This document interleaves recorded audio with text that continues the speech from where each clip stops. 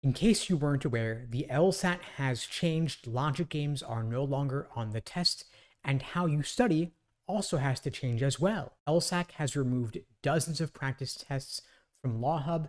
There used to be nearly 100 practice tests. Now there are only 58, and you'll burn through them faster than you'd think, especially if you're aiming for a 170 or above. Today I'll share with you 10 things top scorers do that most people don't even think about. For those who don't know me, my name is Steve Schwartz. I've been teaching the LSAT since 2005, and I personally increased my LSAT score from a 152 to a 175. Now, back when I took the LSAT, there were roughly 45 numbered exams or so, and I did all of them several times. And I've discovered since then with my students that there is value in redoing practice tests. And redoing practice tests is going to happen more often than you would think, because LSAT has reduced the number of practice tests available by reorganizing them for the new format after they removed the logic games section. There used to be nearly 100, now there are only 58, and a handful of those practice tests are not actually available in Law Hub anymore, but you can get them in books of 10 on Amazon for about $20 each. If you're aiming for a top score and taking the LSAT more than 3 months from now, I would recommend getting the original official LSAT practice tests book containing exams 7, 9 to 16, and 18. The best place to get it is probably going to be Amazon again for roughly $20. So aside from getting the older out-of-print practice tests, another big thing top scorers do that others typically neglect is reviewing your practice tests in depth. Back when I was studying, I was taking test after test after test, obsessively measuring my results. What I should have been doing, and what I since learned to do, is to slow down, take fewer practice tests, and review the ones I was completing in more depth. I've since developed the Socratic review method, a framework, a guideline, a template to help you better understand the mistakes you're making and why, so that you can avoid, of course, making those same mistakes again. This is a cornerstone of my courses and my one-on-one coaching program. If you're interested in finding out more, you can check out the links below to book a call with me and my team. We'd be glad to help you out. The third little-known strategy that top scorers use is understanding the stimulus in depth, understanding the method of reasoning, the argument that you're looking at. A lot of prep companies focus on drilling questions by question stem type, and this can be helpful up to a point. Typically, when you're scoring 155 to 160 or below, you may see some trends in the types of questions you're getting wrong, which can be a useful guidepost for helping you know where to drill.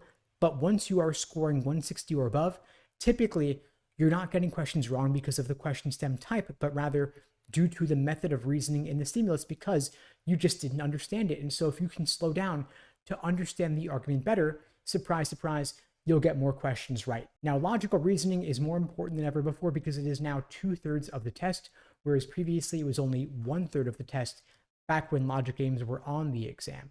And so I'm going to spend a little more time here on logical reasoning than I otherwise would. Now, you're going to want to work on your pacing. Again, it's not all about drilling questions by type. Understanding the argument is important. And similarly, understanding your pacing is important because it's not enough to get the questions right. You've got to get them right under test day conditions, including the strict timing. So you've got to get good at allocating time over the course of the section, and knowing the order of difficulty is important. So you want to know you're going to go faster on the easier questions, letting you build up a time bank that you can then apply to the tougher questions later in the section. Maybe you'll flag a couple questions, skip them, and come back to them later at the end of the section. And so you got to know which questions you don't like, which ones you don't want to get bogged down on or stuck on, so that you'll know, hey, I'm going to flag this one here using the LSAT Prometric flagging feature, skip it, come back to it at the end of the section. Now, the fifth little known strategy is for reading comp, taking fewer notes. Oftentimes, the more notes you take, the more time you spend, the less time you'll have available to solve the questions. And so I find the students who do the best on reading comp tend to mark very little, possibly not at all, because it takes time to write things down and it takes time to read them. And what you write down may not even help you solve the questions. Again, it's not just about getting the questions right. You've got to get them right under test day conditions, which means that your strategies are practical given the severe time constraints on the test. Now, the sixth little known strategy is that you've got to do the practice tests inside LSAC's Law Hub. The LSAT's on paper. Don't do your practice tests on a book or in a PDF. Don't use some private prep company's platform that's going to look and feel different than LSAT test day itself. If you want to see what test day is going to look like, just log into Law Hub. You can see 4 practice tests for free, and then you get the other 54 or so in the official LSAT format with your LSAT Law Hub Advantage subscription. Well worth it, because you want to simulate test day down to the finest, smallest details so that you won't be surprised on test day when a button or a feature looks different or works differently than you might have expected. The seventh big strategy is mindfulness meditation. This does not have to be spiritual in nature or religious in nature. It could be as simple as focusing on your breath.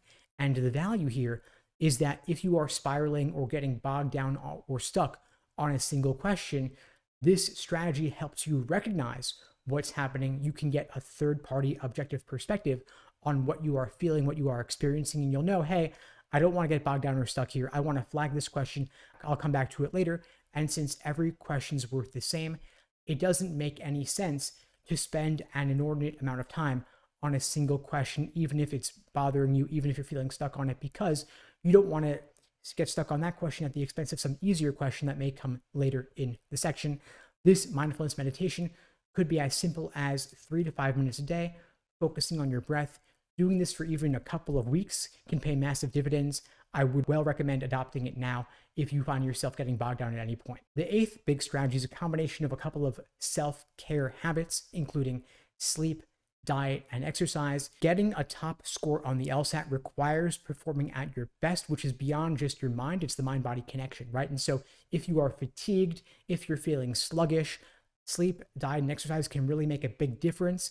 If you have the leisure to study for the LSAT full-time with no other obligations, there is no excuse not to be taking care of yourself. Again, sleeping well, getting at least 7 hours a night minimum, eating well, minimizing the junk food and the processed food, ideally eating home-cooked food if possible. And even just 10-15 minutes a day of exercise could be as simple as going for a walk or a jog just to get some fresh air and get your blood pumping a little bit. Of course, the more the better, up to a point.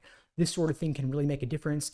If you are not able to study for the LSAT full-time, if you're working or you're in school, I would love for you to do 10 minutes less of LSAT prep and 10 minutes more of self-care, because you want to be at your best and you want to be feeling well rested and ready to crush the exam on test day itself. The ninth little known strategy is understanding the exam from the test maker's perspective, thinking about what goes into constructing an exam like the LSAT, again, beyond just rote repetition, question stem types, or drilling, understanding the argument and thinking about what are the tricks and traps that go into writing an LSAT question.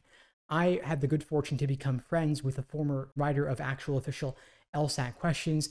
He was kind enough to help me interview him a couple of times over the years. 2 of those were video interviews featured on the LSAT Unplugged YouTube channel and podcast.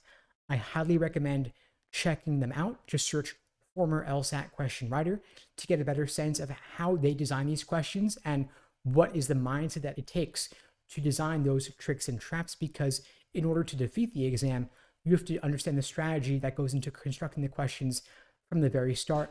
I got a lot out of the experience of writing my own unofficial LSAT questions because I understood how LSAT could lay a careful trap that exploited a test taker's common misconceptions that would lead them to confidently choose the wrong answer because they exploited a classic logical fallacy. Again, check out those interviews. The 10th little known strategy is choosing your ideal day and time for the exam the second scheduling opens. Prometric a disaster when it comes to this. The wait to choose your time slot can be tougher than getting tickets to a Taylor Swift concert. No joke. People will post screenshots saying, I'm in position 1000 in line to get my spot. So schedule your time the second it opens, because you don't want to be doing the exam at 8 in the morning. If you are the kind of person who likes to sleep in, you don't want to be doing it after lunch when you'd rather be taking a siesta. Instead, choose your ideal time the second it opens so that you'll be able to pick the time of day that's best for you, given when your energy is going to be the greatest. Finally, a bonus strategy, the 11th one, is getting extra time accommodations if you think you might qualify. LSAC used to be far too strict about granting extra time accommodations. If anything, now the pendulum has swung the other way, and it's now easier than ever to get extra time for things like ADHD or testing anxiety. So make sure to apply for those accommodations sooner rather than later if you think you might qualify. All you need is a note from a qualified professional like a doctor or a psychiatrist. And of course, getting that extra time can really make a difference. Anyway, folks, that's all for now. If you'd like my help on your journey to scoring a 170 or above, you could check out the links below to find out more and to book a call with me and my team. We'd be glad to help you out.